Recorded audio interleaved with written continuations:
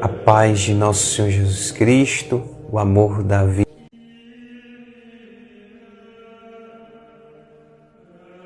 Virgem Maria, o cuidado e a proteção de São José estejam hoje e sempre no seu coração. Estamos reunidos e unidos em nome do Pai, do Filho e do Espírito Santo. Amém. Vamos dar a nossa continuidade sobre essa formação sobre os anjos.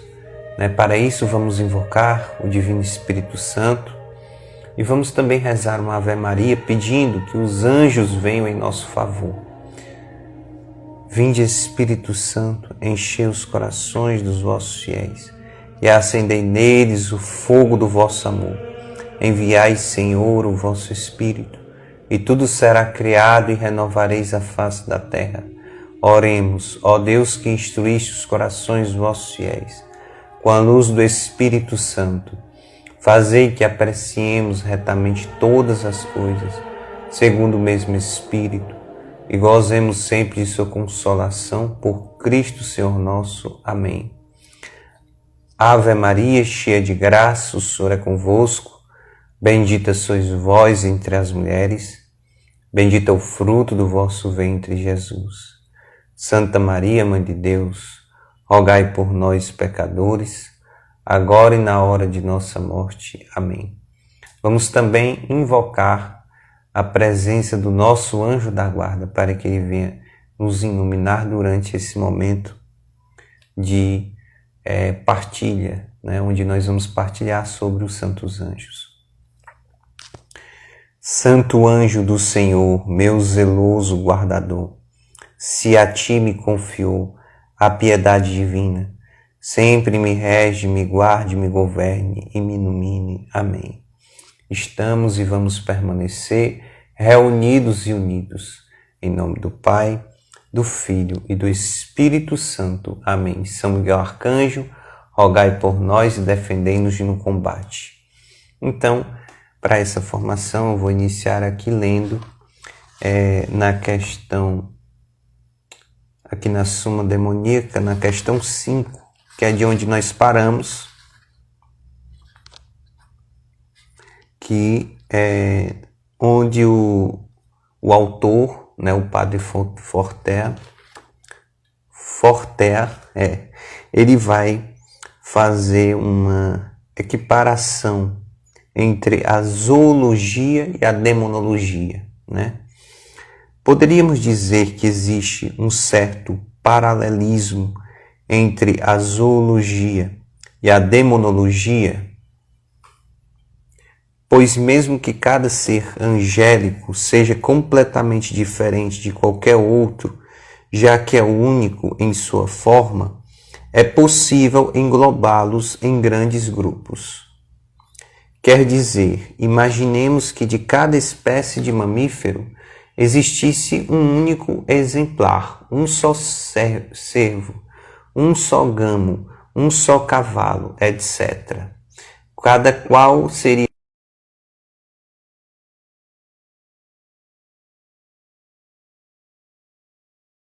distinto, mas dentro do mundo animal poderíamos agrupá-los, não por serem eles iguais, mas porque são mais semelhantes entre si do que os pertencentes, a espécie dos insetos, dos peixes, etc. Esses mamíferos seriam distintos entre si, porém se poderia agrupá-los entre os que têm mais semelhança, pois o mesmo acontece com as naturezas angélicas. Cada uma delas é distinta, mas podem ser agrupadas em grandes grupos, no caso em 9 deles, segundo diz a Bíblia. Serafins, querubins, tronos, dominações, virtudes, potestades, principados, arcanjos e anjos. As diferenças entre os animais são às vezes muito grandes, porém no mundo angélico são ainda maiores, pois a forma está livre das leis da biologia e da matéria. E, portanto, se grande é a diferença entre uma libélula e uma águia, muito maiores são as diferenças entre as naturezas angélicas. Se grande é a diferença entre uma joaninha e uma baleia azul, infinitamente maior é a diferença entre um anjo da nona hierarquia e outro da primeira, né?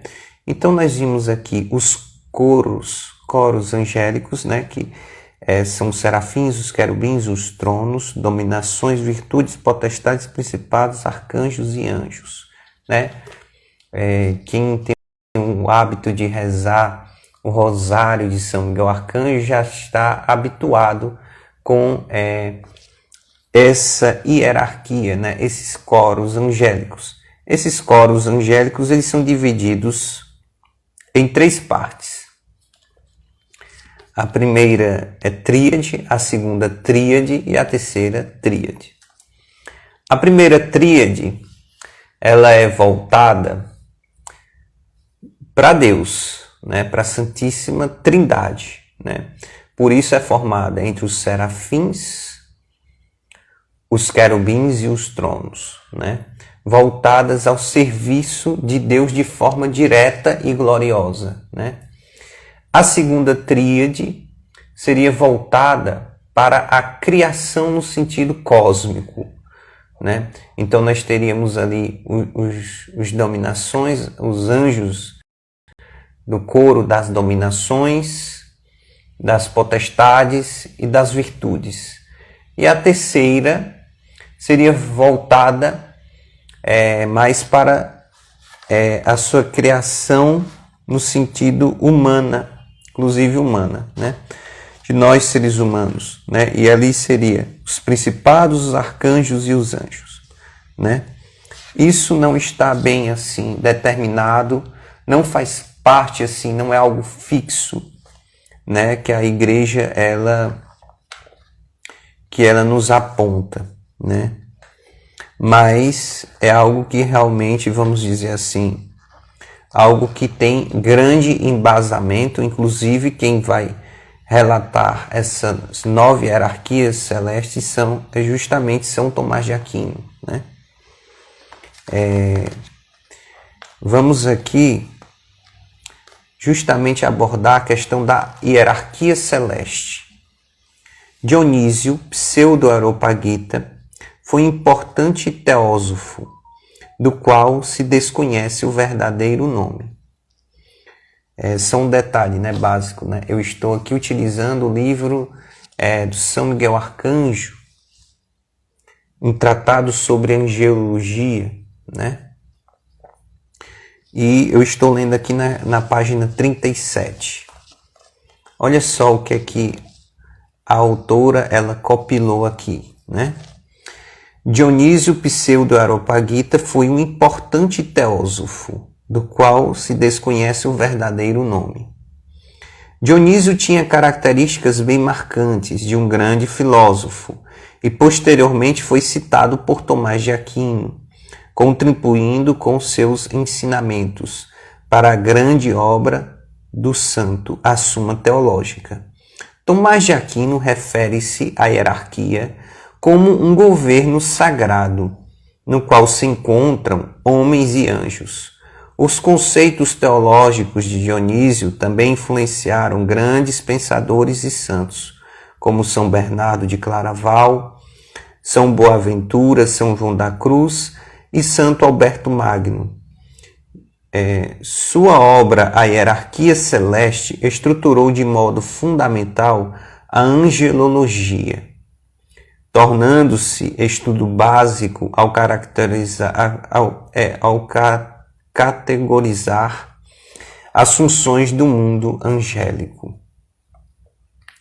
Há uma corrente de historiadores antigos que acreditava ter Dionísio sido convertido ao cristianismo após assistir a uma pregação do apóstolo Paulo no século I, na Areópago, enquanto uma corrente de pesquisadores contemporâneos, próximo ali do século XIX, considera ter Dionísio vivido entre os séculos 5 e 6, ao adotar o nome de Dionísio Pseudo-Areopagita. O também teólogo fez como os monges que morrem para o mundo e renascem adotando o cognome, e o exemplo de uma vida santa. Dionísio contribuiu grandemente para a temática da espiritualidade, compondo um conjunto de obras designadas Corpus Areopagiticum. Não sei muito bem pronunciar, gente, mas tudo bem.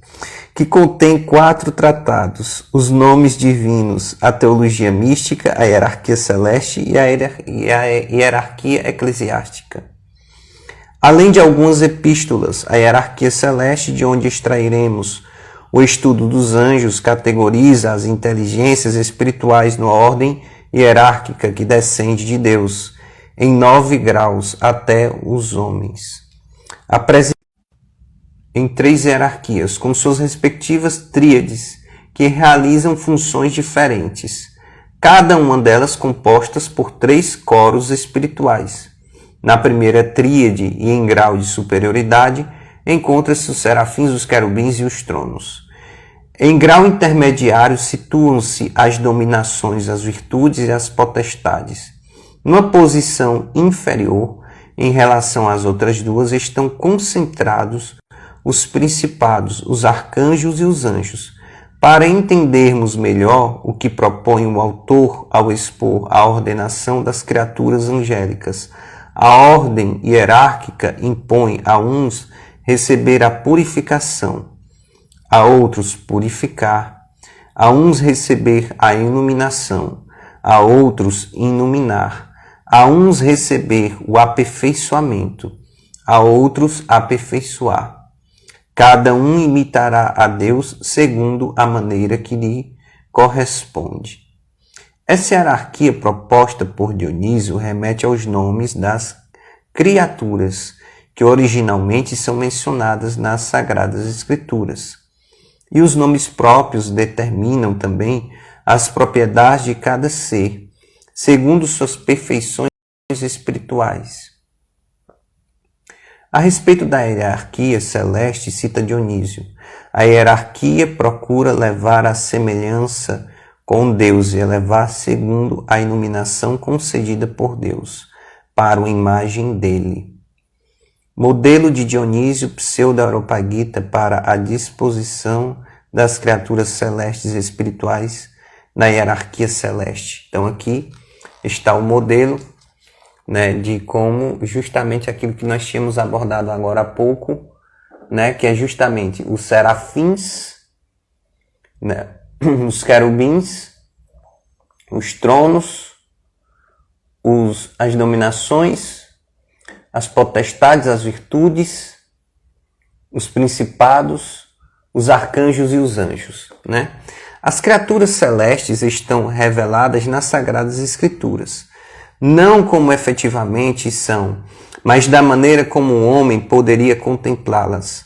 Contudo, Dionísio explicita que a simbologia utilizada para descrever tais seres não tem o objetivo de depreciá-los, mas de dignificá-los, demonstrando que essas inteligências celestiais estão muito além em superioridade a toda a criação material. As inteligências divinas são iluminadas por aquele que é a própria nascente da deidade, e de acordo com a ordenação de cada coro, são aperfeiçoadas até transmutar em semelhança, sendo, segundo Dionísio, espelhos transparentes e sem manchas, refletindo o brilho da luz primeira e de Deus mesmo. A partir do momento em que os bem-aventurados espíritos estão absolvidos no fulgor da divindade, irradiam a luz de Deus como dádiva aos que os sucedem na hierarquia. Tudo que emana do Criador vai descendo proporcionalmente em cada categoria, até que a hierarquia celeste esteja configurada em semelhança e união com o princípio, que origina e que reina sobre todas as coisas. Conforme narra Dionísio, os espíritos celestiais são mensageiros que recebem de forma muito pura a iluminação original, que provém de Deus e, através dessa luz, alcançam a inteligência na sua plenitude, revelando os mistérios da divindade aos homens. Há de exemplo a transmissão da lei, a orientação de um caminho, o anúncio de um nascimento, a revelação de um acontecimento. A hierarquia celeste será apresentada no sentido crescente dos anjos aos serafins, para que a partir da criatura mais próxima do homem possa compreender em escala cada coro angélico, até ascender àqueles que fulguram a perfeição de Deus. Porque nele foram criadas todas as coisas, que há nos céus e na terra, as visíveis e as invisíveis, tronos, soberanias, principados, autoridades, tudo foi criado por ele e para ele. Colossenses 1, versículo 16. Daqui a pouco nós retornaremos para cá para a gente ver, cada uma das 9 hierarquias que vão ser apresentadas, desde os anjos até os serafins. Mas um aspecto aqui que eu queria chamar a atenção é a questão da iluminação dos anjos. Nós podemos ver que os anjos, eles são seres que irradiam a luz. Mas será que eles são iluminados por outros anjos? Será que é possível que um anjo ilumine outro? Então, aqui na Suma Teológica, na questão 106, São Tomás de Aquino vai abordar da iluminação dos anjos. Se um anjo ilumina outro. Então, primeiro ele vai apresentar aqui algumas, digamos assim, ele vai apresentar a pergunta, E ele vai apresentar a solução e as respostas. Então vamos lá. Se um anjo ilumina outro. O primeiro discute-se assim: parece que um anjo não ilumina outro, pois os anjos possuem atualmente a beatitude que esperamos no futuro. Ora, então, um homem não iluminará outro, conforme a Escritura, Jeremias 31, versículo 34. E não ensinará daí em diante varão ao seu próximo, nem varão ao seu irmão. Logo, atualmente, também um anjo não ilumina outro. No aspecto 2. Demais, tríplice é a luz dos anjos, a da natureza, a da graça, a da glória.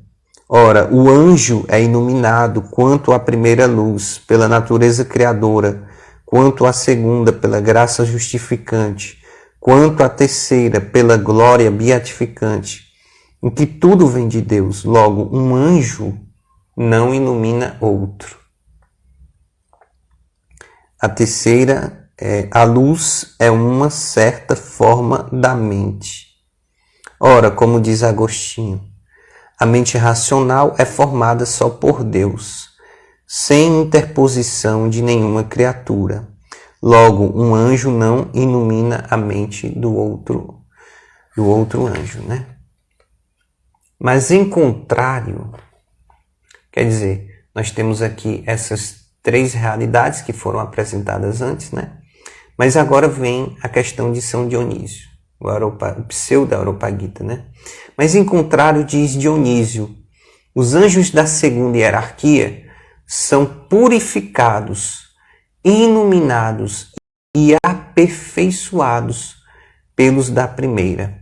Solução: um anjo ilumina outro. E isso se evidencia considerando que a luz, no referente ao intelecto, não é mais do que uma manifestação da verdade conforme a Escritura. Efésios 5, versículo 13. Tudo que se manifesta é luz. Por onde iluminar não é mais do que transmitir a outrem a manifestação da verdade conhecida. Nesse sentido, é o que o apóstolo diz em Efésios 3, versículo 8 ao 9.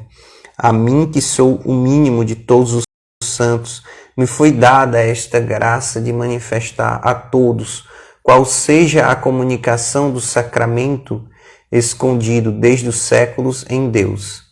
Assim, pois, disse que um anjo ilumina outro, manifestando-lhe a verdade que conhece. E por isso Dionísio diz: os teólogos mostram claramente que as ordens inferiores das substâncias celestes são ensinadas no tocante às operações divinas pelas mentes supremas. Ora, como para a intelecção concorrem dois elementos, conforme já se disse antes, que são a virtude intelectiva e a semelhança da coisa inteligida, quanto a esses dois elementos, um anjo pode notificar a outro a verdade conhecida. Primeiro, fortificando-lhe a virtude intelectiva, pois assim como a virtude de um corpo mais imperfeito é corroborada pela situação próxima de outro mais perfeito, aumentando, por exemplo, o calor do menos cálido com a presença do mais cálido. Assim, a virtude intelectiva de um anjo inferior é corroborada pela conversão para o mesmo de um anjo superior, pois a ordem da conversão faz no espiritual o que faz nas coisas corpóreas, a ordem da proximidade local. Mas, em segundo lugar, um anjo manifesta a verdade a outro quanto à semelhança da coisa inteligida, porque o anjo superior alcança o conhecimento da verdade por uma concepção universal, para apreender a qual não é suficiente o intelecto do anjo inferior, pois a este lhe é connatural apreender a verdade mais particularmente. Por onde o anjo superior distingue, de certo modo, a verdade que apreende universalmente, de maneira a poder ela ser apreendida pelo inferior, e assim lhe propõe a este para que seja conhecida. Assim como entre nós os doutores distinguem multiformemente o que apreendem em síntese, acomodando-se à capacidade dos outros, e é o que Dionísio diz: cada substância intelectual divide e multiplica, com provida de virtude a inteligência uniforme que lhe foi dada por um ser mais divino, conforme a analogia com a substância inferior que eleva para cima. Então, aqui nós podemos ver claramente de que, segundo São Dionísio o Areopagita, como nós acabamos também de ler no livro do São Miguel Arcanjo, né? Um tratado sobre angelologia, nós podemos ver de que, de fato e de verdade, um anjo, né, ele vai iluminando o outro. Mas isso acontece, né, que os anjos da primeira hierarquia, digamos assim, né, que seria a primeira tríade, né, ilumina os da segunda, e os da segunda iluminam o da terceira, né? Então, esse processo de iluminação, ele é gradativo, né? Eles vão se iluminando, vamos dizer assim, né? Um vai iluminando os outros, né? Todos os anjos, tanto os superiores como os inferiores, veem imediatamente a essência de Deus. E a esta luz, um não ensina outro. Então, eles não ensinam esse tipo, né? E é a esta doutrina que o profeta se refere quando diz: não ensinará o varão ao seu irmão, dizendo: conhece o Senhor, porque todos me conhecerão, desde o menor até o maior. Mas quanto às razões das obras divinas, conhecidas em Deus como na causa, por certo que Deus as conhece todas em si mesmo, porque a si mesmo se compreende, ao passo que dos que vêm a Deus, nele conhecerá mais razões quem mais perfeitamente o vir, por onde o anjo superior conhece mais razões das obras divinas em Deus do que o inferior, e sobre elas ilumina a este. E é o que Dionísio significa, afirmando que os anjos são iluminados quanto às razões das coisas existentes. A resposta agora àquela questão segunda, né? Um anjo não ilumina outro, transmitindo-lhe a luz da natureza, da graça ou da glória, mas corroborando-lhe o lume natural e manifestando-lhe a verdade sobre o que pertence ao estado da natureza, da graça e da glória, como já se disse, né? Então, um anjo, ele não ilumina o outro, transmitindo a ele a luz da natureza, da graça ou da glória, mas sim corroborando-lhe o lume natural e manifestando-lhe a verdade sobre o que pertence ao estado da natureza, da graça e da glória. Resposta à terceira, né? A mente racional é formada imediatamente por Deus, ou como a imagem pelo exemplar, porque não foi feita segundo nenhuma outra imagem, a não ser a de Deus, ou como o sujeito pela última forma completiva, porque a mente criada é sempre reputada informe, se não aderir à verdade primeira, ao passo que as outras iluminações provenientes do homem ou do anjo são umas como disposições para a última forma. Se um anjo pode mover a vontade do outro, né? Então nós vamos aqui já iniciando um pouco a questão aqui da vontade, né? Se um anjo pode mover a vontade do outro. É interessante nós vermos isso, porque como nós vimos, né, no vídeo anterior, de que na Suma Teológica, né, alguns exorcistas percebem que demônios,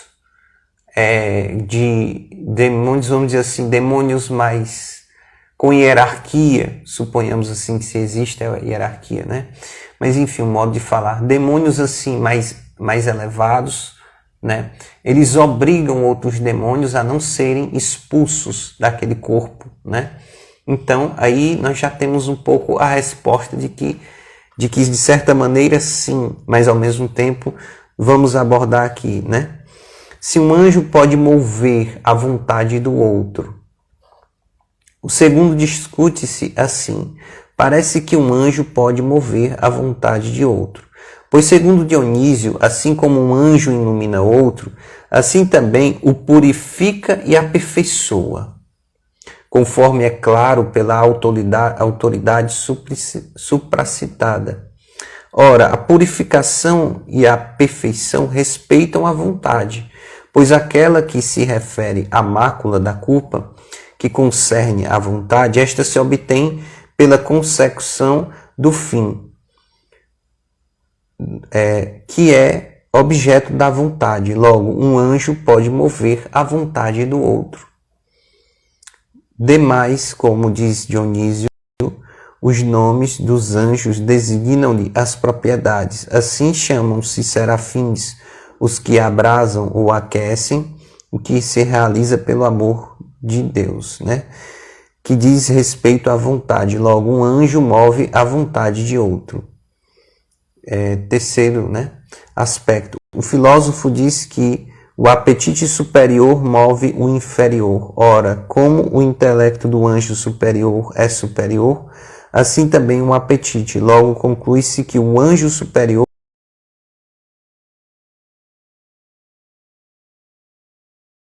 pode imutar a vontade do outro. Mas, em contrário, pode imutar a vontade quem pode justificá-la, pois a justiça e a retidão é a retidão da vontade. Ora, só Deus pode justificar, logo um anjo não pode mudar a vontade de outro, né? É um mistério. Então, solução. Como já se disse antes, a vontade é imutada duplamente por parte do objeto e por parte da potência mesmo. Por parte do objeto movem a vontade o bem em si, objeto dela, assim como o desejável move o apetite a quem mostra o objetivo. Por exemplo, quem mostra que alguma coisa é boa, mas como já se disse, os outros bens inclinam à vontade, de certo modo que nenhum a mova suficientemente, o que só faz o bem universal que é Deus. E esse bem só o mostra, como é visto, em essência pelos bem-aventurados. Aquele que a Moisés, que dizia, mostra-me tua glória, respondeu, eu te mostrarei todo o bem, como se lê na Escritura. Êxodo 33, versículos 18 e 19. Portanto, o anjo não move suficientemente a vontade, nem como objeto, nem como indicador do objeto, mas inclina como algo de amável e como manifestativo de certos bens criados ordenados para a bondade de Deus. E assim pode inclinar por modo de persuasão ao amor da criatura ou de Deus. Por parte, porém, da potência em si, a vontade não pode ser movida de nenhum modo, salvo por Deus, pois a operação da vontade é uma inclinação de quem quer para a coisa querida. Ora, tal inclinação só pode imutá-la quem conferiu à vontade a virtude volitiva, assim como só pode mudar a inclinação natural. O agente que pode dar a virtude de onde resulta essa inclinação. E como só Deus é quem dá à criatura a potência volitiva, porque só Ele é o autor da natureza intelectual, conclui-se que um anjo não pode mover a vontade de outro. Donde a resposta à primeira objeção. Deve-se compreender a purificação e a perfeição conforme o modo de iluminação, e como Deus ilumina, imutando o intelecto e a vontade. Assim os purifica dos defeitos e os aperfeiçoa quanto ao fim. A iluminação angélica, porém, reportando-se ao intelecto, como já se disse, né, na questão, no aspecto 1, né, na premissa 1, a purificação do anjo se estende relativamente à deficiência do intelecto, que é a ignorância, pois a perfeição é a consecução do fim do intelecto, que é a verdade conhecida. E é o que significa Dionísio, quando diz, na hierarquia celeste, a purificação relativa às essências sujeitas é uma como iluminação quanto ao desconhecido, que as conduz a uma ciência mais perfeita. Assim como se disséssemos que a visão corpórea é purificada pela remoção das trevas iluminadas, pela perfusão da luz aperfeiçoada, enfim, quando levada ao conhecimento do objeto colorido. Resposta à segunda: um anjo pode levar outro ao amor de Deus a modo de persuasão, como já antes se disse. Resposta à terceira: o filósofo se refere ao apetite inferior sensitivo, que pode ser movido pelo apetite superior intelectivo, pertencente à mesma natureza da alma, e porque o apetite inferior é uma virtude do órgão corpóreo, o que não tem lugar nos anjos. Né? Se o anjo inferior pode iluminar o superior, né? Então, já vimos que pode, né, o anjo superior iluminar os inferiores, né?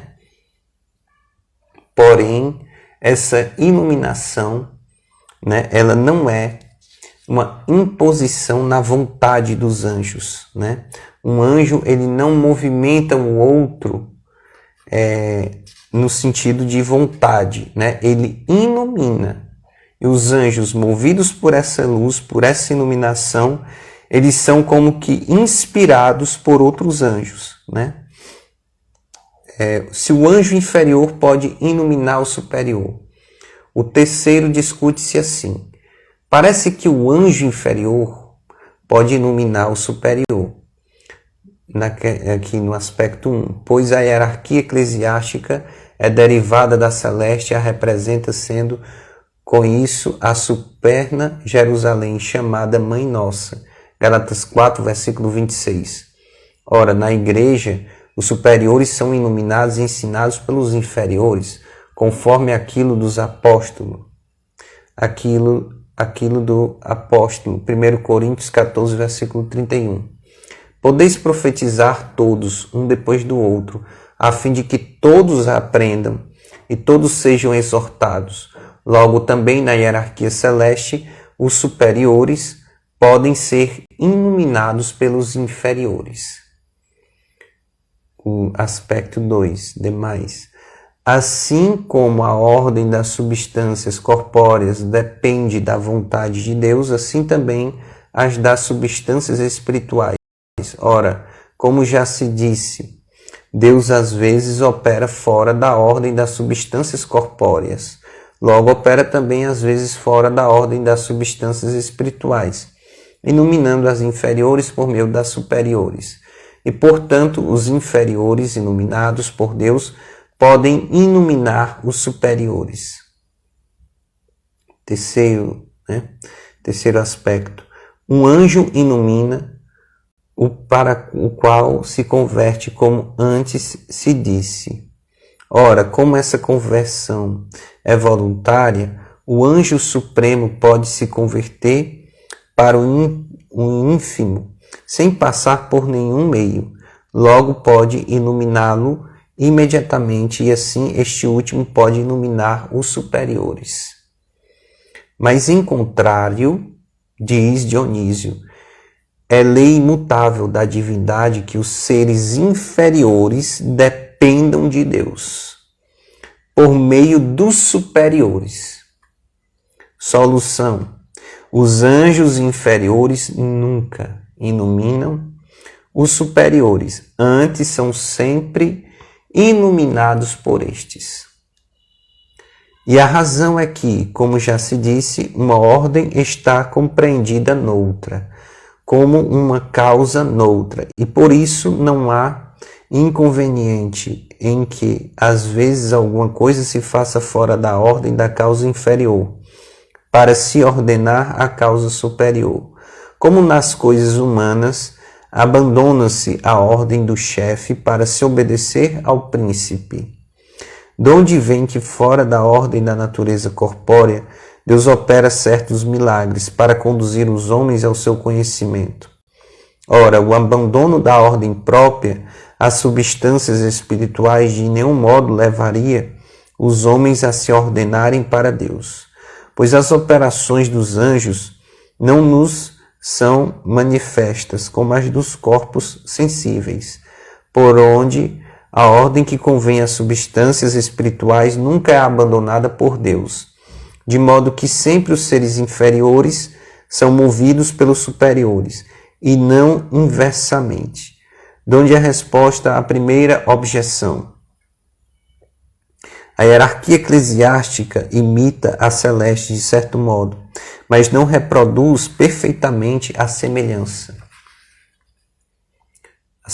dela, pois na hierarquia celeste a razão total da ordem provém da proximidade com Deus, e por isso os mais próximos de Deus são de grau mais sublime e de ciência mais clara, donde resulta que os superiores não são nunca iluminados pelos inferiores, ao passo que na hierarquia eclesiástica, às vezes os mais próximos de Deus, pela santidade, são de grau ínfimo e de ciência não eminente, e certos são eminentes numa coisa, mesmo quanto à ciência, e deficientes em outra.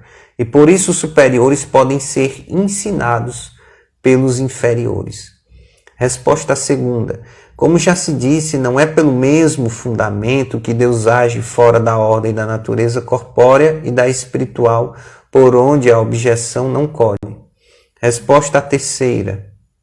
O anjo converte-se pela vontade a iluminar outro anjo, mas a vontade do anjo é sempre regulada pela lei divina que instituiu a ordem dos anjos. Então, eu vou parar aqui, como nós vimos aqui, essa questão da iluminação dos anjos. Então, resumindo, né? Nós vimos aqui que um anjo, ele pode sim iluminar outro anjo, né? Desde que seja um anjo superior iluminando um anjo inferior, né?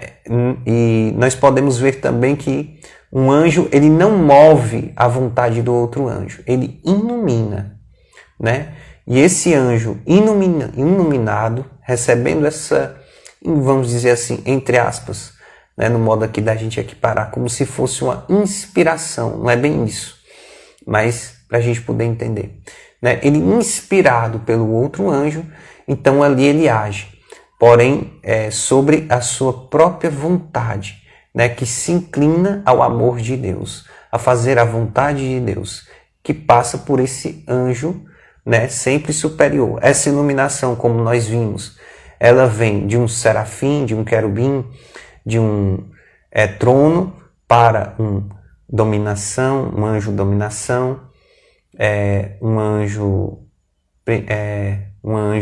potestade, um anjo virtude, e assim vai até a primeira, né, a nona categoria, né, indo de cima para baixo, iniciando nos serafins. E jamais ao contrário, né? Ou seja, a iluminação jamais vai de um arcanjo para um serafim, por exemplo, né? Essa ordem inversa não acontece, né? Eles não são iluminados porque justamente isso daí seria justamente uma desordem, né? E Deus não age na desordem, como São Tomás de Aquino aqui nos apresentou. Agora que nós vimos a questão de que um anjo ele pode sim, né, iluminar outro anjo, nós vamos ver agora a questão das 9 hierarquias celestes, né, as características de cada uma dessas nove hierarquias. A começar dos anjos, vamos dizer assim, para mim não dizer nem primeira e nem nona, né? Para ficar mais fácil de vocês associarem, vamos começar falando aqui dos anjos. Os anjos são seres da hierarquia celeste que ocupam a ordem mais inferior, estando muito próximos aos homens. Sua função principal é a de mensageiro. E embora as escrituras e doutores da igreja se refiram a anjos para todas as categorias, Dionísio nos esclarece que os seres superiores contam, além de outras funções elevadas, com o encargo de mensageiro. Então são considerados anjos todos os seres espirituais, pois executam a tarefa de mensageiros. Mas os anjos desta última categoria não gozam dos poderes e sabedorias que competem aos espíritos da ordem superior. Como os anjos ocupam a base da hierarquia celeste e são os últimos da terceira ordem, unidos aos arcanjos e aos principados, eles completam o estratégico corpo angélico, servindo como mediadores, para que a hierarquia possa transmitir de forma mais clara o que precisa ser revelado aos homens. Tomás de Aquino assume que este último coro é chamado assim anjos, porque é nesta ordem que os anúncios são revelados de forma direta e imediata. Arcanjos. Estando acima dos anjos e abaixo dos principados, ocupam a posição central nesta terceira hierarquia e compartilham certas peculiaridades com estes dois grupos. Como explica Dionísio, unem-se aos principados para participar do princípio supraessencial de todas as coisas, e a ele ousam se assemelhar. Os arcanjos recebem o que lhes é concedido de seus superiores, uns principados, e da mesma forma transmitem com benevolência aos anjos. E é pela mediação destes anjos que a iluminação divina poderá chegar até nós. Tomás de Aquino conclui que os arcanjos são denominados príncipes dos anjos, pois comparados aos anjos são príncipes, mas em relação aos principados são somente anjos. É justamente nesta categoria tão próxima aos homens que se encontra o grande arcanjo Miguel, o arcanjo Gabriel e o arcanjo Rafael. Principados, liderando esta terceira tríade, posicionados sobre os arcanjos e anjos, os principados são designados a conduzir os outros sobre a ordem sagrada, ao princípio que reina sobre todas as coisas. Dionísio Pseudo-Areopagita. O nome principado também é uma menção à santa categoria, que mais se aproxima a executar poderes de príncipe, e segundo Dionísio, tende a representar a Deus, que é o princípio de todos os princípios.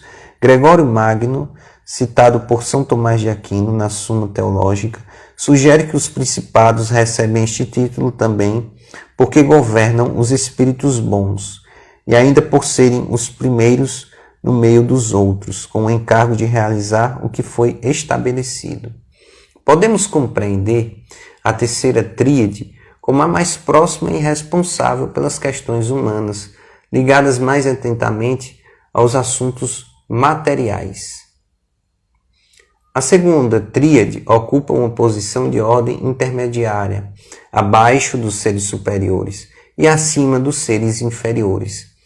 Estas inteligências celestes recebem a purificação, a iluminação e a excelência que vem de Deus, através da primeira tríade, configurando-se a Ele por meio dessas perfeições. Assim como recebem generosamente, distribuem o que vem para si aos coros inferiores. Potestades. Potestade é potência, poder, autoridade. São Gregório Magno sugere ao nome potestade a tarefa de reprimir os maus poderes. Dionísio esclarece que a estes seres é própria uma natureza ordenada do poder celestial e intelectual. São espíritos celestes que se configuram a Deus dentro de determinado limite, representando seu poder supraessencial. Além de se elevarem a Deus e de participarem do divino poder, compartilham com as realidades espirituais mais inferiores, de forma proporcional esta potência da divindade. Virtudes. Dionísio se refere às virtudes como fortaleza viril, inquebrantável em toda obra, por não admitirem fraqueza nem desânimo ao executar o que do alto lhes foi ordenado. Adquirem a virtude primeira voltadas para aquele que é a virtude em sua origem, e como as demais categorias repassam o máximo que é permitido dessa essência divina aos coros inferiores. São Gregório Magno indica, conforme citado por São Tomás de Aquino na Suma Teológica, que é através dessa categoria de seres que se realizam os milagres. Dominações. O título dominação reflete o domínio absoluto sobre todas as coisas visíveis e invisíveis. Estes seres encabeçam a segunda tríade, estando muito elevados espiritualmente. Por essa razão, Dionísio explica que as santas dominações são exímidas dos envolvimentos e obrigações do mundo terrestre. Gente, o meu português aqui parece estar meio enferrujado, né? Várias vezes eu cometi umas gafezinhas aqui durante essas leituras, mas tem nada não. O que estas criaturas anseiam é equivaler-se, na medida do possível, ao Altíssimo, entregando-se a Ele, partilhar do sagrado domínio na sua plenitude. O verdadeiro domínio, explicita Dionísio, que está em Deus. Completando o estudo da hierarquia celeste, adentramos a primeira tríade, que por grau de superioridade às demais recebe diretamente ao Criador aquilo que ele distribui com bondade excelsa, pois quanto mais uma categoria de anjos se eleva, mais proximidade de Deus ela estará. Tronos, criaturas em posição elevada, estando muito além da imperfeição material, portadores dos dons da deidade e dispostos a receber esses dons, encontram-se muito próximos do Criador, com a clara intenção de servi-lo. Tomás de Aquino sinaliza, ao se referir à excepcional categoria dos tronos, que pela sua elevação em comparação com os coros inferiores, tendem a discernir no Altíssimo as razões das obras divinas. Dionísio exemplifica a categoria dos majestosos tronos como uma sede material, sedes Dei, um trono propriamente dito, que geralmente é posicionado no alto resistente com certa estabilidade e firmeza. O trono é um símbolo imponente do poder real e da autoridade divina desta forma.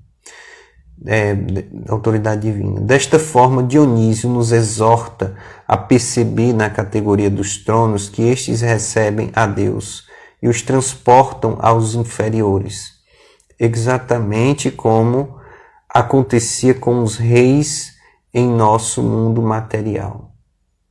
Querubins são seres cuja sabedoria e conhecimento se manifestam na plenitude, tanto que Dionísio atribui a este excesso de ciência 4 particularidades: a perfeita visão de Deus, a plena recepção da divina luz, a beleza divina que contemplam na origem e o conhecimento deífico, do qual são tomados e que repassam as ordens abaixo, como acontece na sagrada hierarquia. O que os querubins recebem de conhecimento da fonte primeira, também distribuem generosamente aos coros inferiores. As Sagradas Escrituras os apresentam como seres um tanto intimidadores, com 2 pares de asas, elementos humanos, e uma cabeça com 4 faces de homem, touro, águia e leão. Serafins, do hebraico seraf, pode significar aquele que queima, ou como expressa Dionísio, aquele que arde. São seres que abrasam no amor de Deus, os primeiros de toda a hierarquia celeste, posicionados ao redor do Altíssimo, alcançando em estado de perfeição toda a manifestação daquele a quem circundam. Os serafins são as criaturas mais puras, uma vez que foram criados pelo amor na forma mais sublime. São incandescentes, pois em sua gênese contém a força do fogo abrasador, que aquece e que inflama no amor divino. Segundo Dionísio, sua poderosa luz destrói tudo o que produz a treva obscurecedora. Nas Sagradas Escrituras, os serafins são descritos com 3 pares de asas. Viu o Senhor sentado sobre um trono, alto e elevado. A cauda da sua veste enchia o santuário acima dele. Em pé estavam serafins, cada um com 6 asas. Com 2 cobriam a face, com 2 cobriam os pés, e com 2 voavam. Eles clamavam uns para os outros e diziam: Santo, Santo, Santo é o Senhor dos exércitos. A sua glória enche toda a terra. Isaías 6, versículo 2. Este é o esquema de Dionísio para a apresentação da hierarquia celeste. O mesmo esquema recebe outra orientação, como alega São Gregório Magno, citado na Suma Teológica de Tomás de Aquino, quando apresenta os principados acima das potestades, deixando as virtudes na 3ª posição sobre os arcanjos. Conforme conclui Tomás de Aquino, ambas as orientações estão de acordo com as Sagradas Escrituras, tá? Então, é basicamente isso, né? Aqui um livrozinho, né, da Lu Bournet, o livro que nós utilizamos, a Suma Demoníaca também, né, o livro do Padre Forté, e também a Suma Teológica de São Tomás de Aquino. Então foi muito bom abordar hoje aqui um pouco sobre a questão das 9 hierarquias celestes, né? A questão também de que se os anjos iluminam uns aos outros, sim, né? E depois que os anjos se iluminam, vamos dizer assim, né? Um vai inspirando o outro, um vai iluminando o outro, desde os serafins, né, até os anjos, né, da tríade, né, inferior, vamos dizer assim, nos alcança. É por isso que nós devemos sempre rezar, né? Santo anjo do Senhor, meu zeloso guardador, se a ti me confio a piedade divina, sempre me rege, me guarde, me governe e me ilumine. Amém. Então pronto. É um modo assim de vocês poderem compreender melhor, é justamente isso. Da mesma maneira que o nosso anjo da guarda nos ilumina, né? Um anjo que está superior a ele, que seria ali os arcanjos que estão superiores, né? Perdão, inferiores aos principados, os principados estão abaixo das virtudes, e as virtudes abaixo das potestades, assim vai, né? Até os serafins, eles vão sendo também iluminados uns pelos outros, né?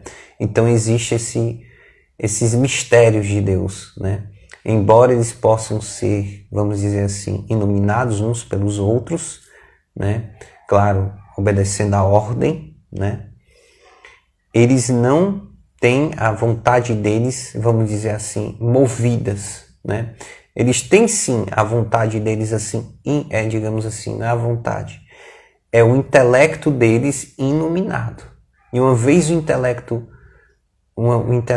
iluminado, esse intelecto, ele movimenta a vontade, né? É como nós, seres humanos, né? Nós, seres humanos, quando recebemos a iluminação do nosso anjo da guarda, né? Nós, com o nosso intelecto iluminado, nós podemos mover a nossa vontade. Para que mover a vontade? Né? Para melhor servir a Deus, tá? Então, acho que deu para vocês compreenderem. Foi muito bom ter partilhado com vocês sobre a hierarquia dos anjos, né? E até o próximo momento de formação sobre os santos anjos. Que Deus te abençoe, te guarde e te ilumine. Estamos e vamos permanecer sempre reunidos e unidos. Em nome do Pai, do Filho e do Espírito Santo. Amém. Paz e bem, Deus abençoe.